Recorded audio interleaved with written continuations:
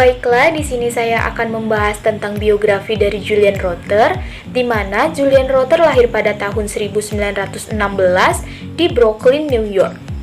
Rother lulus dari Brooklyn College pada tahun 1937 dan mengambil graduate work dalam psikologi di University of Iowa dan Indiana University. Beliau menerima gelar PhD-nya dari Indiana University pada tahun 1941 dengan memberikan layanan sebagai psikologi di Amerika Serikat. Selama Perang Dunia Kedua, Rother menerima sebuah posisi di Ohio State University, di mana Giorgio Kelly adalah direktur program psikologi klinisnya.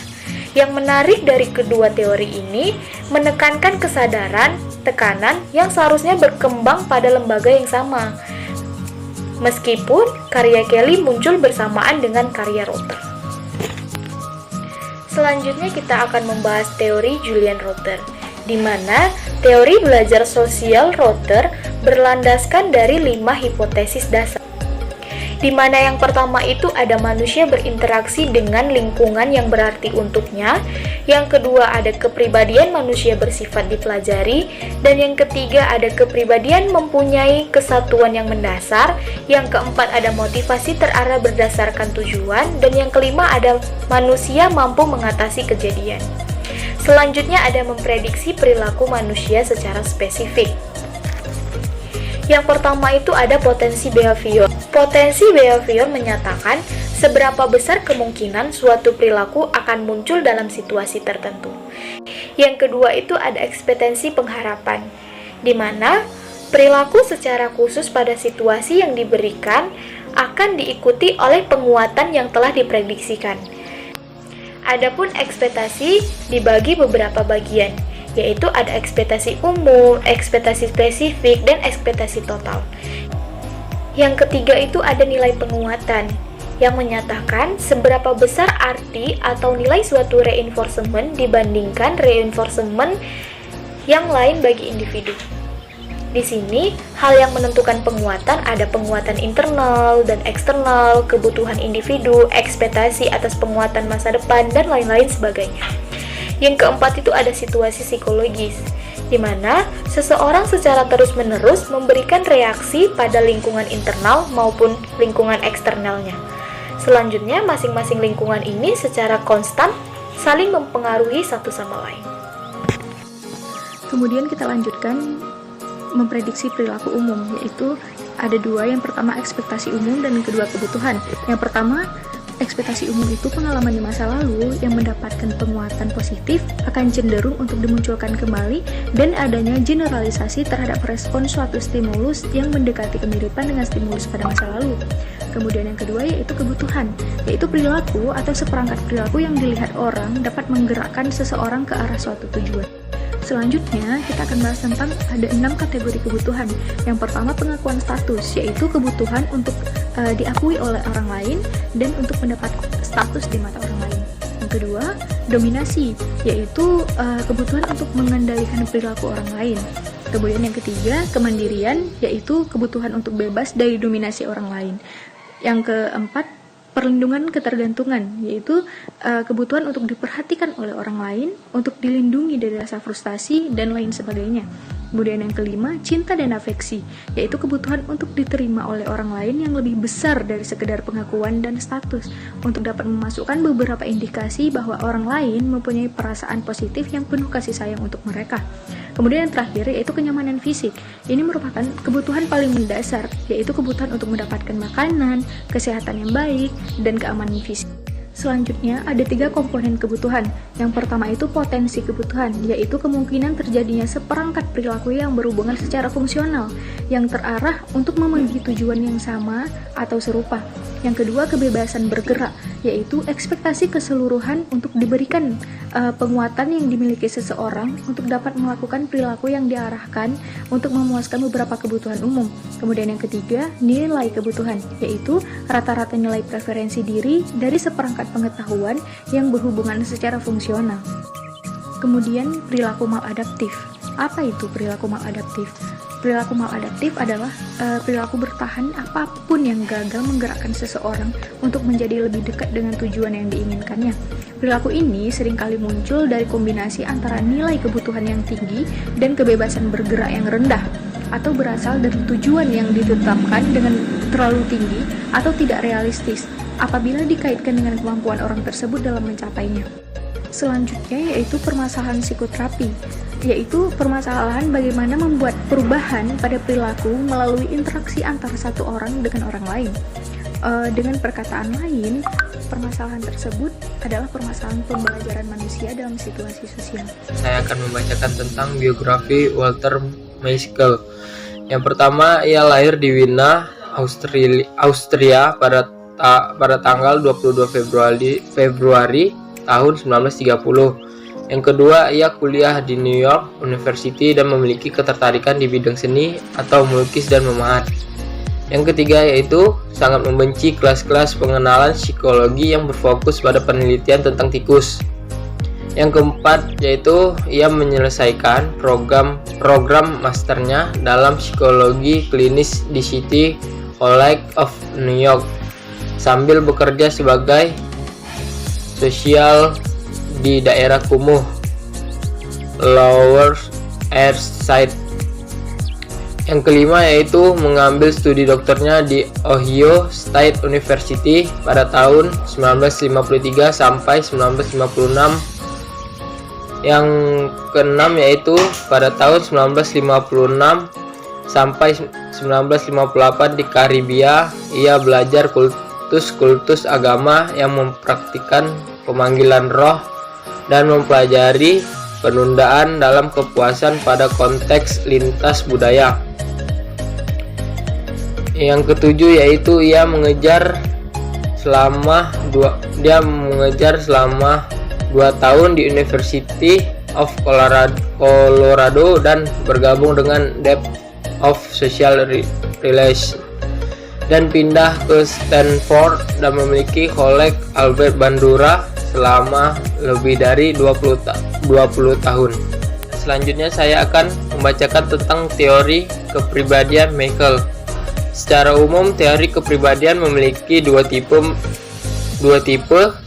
yang melihat kepribadian sebagai entitas dinamis yang dimotivasi oleh dorongan, persepsi, kebutuhan, tujuan, dan ekspektasi, serta mereka yang melihat kepribadian sebagai fungsi dari sifat atau di posisi personal yang relatif stabil. Walter Mischel pada awalnya menolak penjelasan teori sifat atas perilaku. Ia mendukung gagasan bahwa aktivitas kognitif dan situasi spesifik mempunyai peran yang penting dalam menentukan perilaku. Akan tetapi, Mischel telah menunjukkan suatu rekonsiliasi antara pendekatan proses dinamis dengan pendekatan di posisi personal. Teori kepribadian kognitif afektif ini berpandangan bahwa perilaku berasal dari posisi personal yang relatif stabil dan proses kognitif efektif yang berinteraksi dengan situasi tertentu. Spesifikasi perilaku berarti bahwa perilaku individu dipengaruhi oleh situasi tertentu. Mischel mengusulkan agar kita berperilaku secara konsisten dengan cara yang sama dalam situasi yang berbeda. Hanya saja situasi ini mempengaruhi pada konsekuensi yang sama dan memiliki arti yang sama untuk semua orang.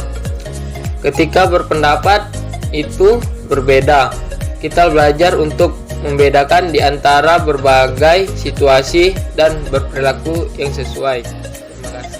Baik, di sini saya akan menjelaskan tentang latar belakang sistem kepribadian kognitif afektif dan juga sistem kepribadian afektif kognitif. Pada sistem kepribadian kognitif afektif itu ada dua. Yang pertama, paradoks konsistensi, yaitu suatu perilaku yang bergantung pada situasi. Contohnya misalnya ada seorang siswa yang sedang berada dalam situasi tertekan, misalnya seperti dia sedang mengikuti ujian. Nah, pada situasi tersebut ada kalanya dia harus melakukan hal-hal yang bersifat curang agar ia dapat keluar dari situasi yang menekan tersebut. Misalnya seperti ia melakukan contekan ataupun membuat gopean ke dalam ruangan ujian agar ia dapat menangani situasi dengan baik. Kemudian yang kedua itu ada interaksi antara situasi dan juga kepribadian. Sebagian besar orang memiliki konsistensi tertentu dalam perilaku mereka. Walter terus menekankan bahwa situasi memiliki efek yang sangat penting dalam perilaku. Perlu kita ketahui juga bahwasanya di dalam pandangan tersebut, perilaku tidak disebabkan oleh sifat personal yang global, namun oleh persepsi manusia atau dirinya sendiri dalam situasi tertentu. Kemudian selanjutnya ada sistem kepribadian afektif kognitif.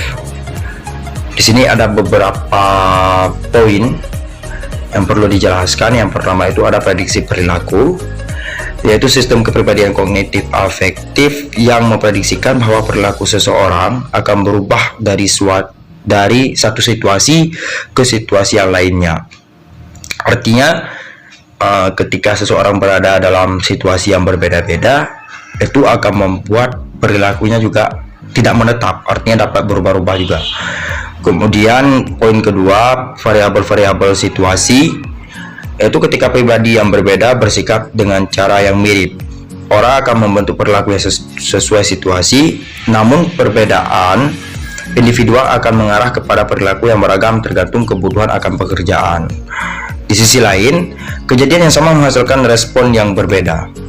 Kemudian unit kognitif afektif. Di sini ada 5 poin yang dijabarkan oleh Michael di dalam unit kognitif afektif tersebut. Yang pertama ada strategi encoding, yaitu cara manusia mengkategorikan informasi yang ia dapatkan dari stimuli eksternal. Kemudian yang kedua ada kompetensi dan strategi regulasi diri, yaitu kompetensi yang merujuk pada beragam informasi yang kita dapatkan mengenai dunia dan hubungan kita dengannya.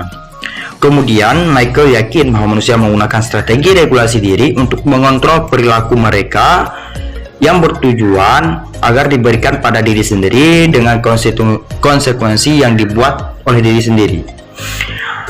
Kemudian yang ketiga ada ekspektasi dan juga keyakinan. Ekspektasi stimulus hasil membantu kita memprediksikan apa yang terjadi pada suatu kejadian yang mengikuti suatu stimulus tertentu. Michael yakin bahwasanya satu alasan untuk ketidakkonsistensi perilaku adalah pada ketidakmampuan kita untuk memprediksikan perilaku orang lain. Selanjutnya yang keempat ada tujuan dan nilai. Manusia tidak bereaksi secara pasif pada situasi, tetapi secara aktif dan terarah pada tujuan. Nilai, tujuan, minat, bersama dengan kompetensi adalah kognitif afektif yang bersifat stabil. Satu alasan atas konsistensi ini adalah aspek menimbulkan emosi yang dimiliki unit-unit tersebut. Yang terakhir ada respon afektif yang meliputi emosi, perasaan, dan reaksi fisiologis. Ya. Mungkin hanya itu saja dari saya. Terima kasih. Assalamualaikum warahmatullahi wabarakatuh.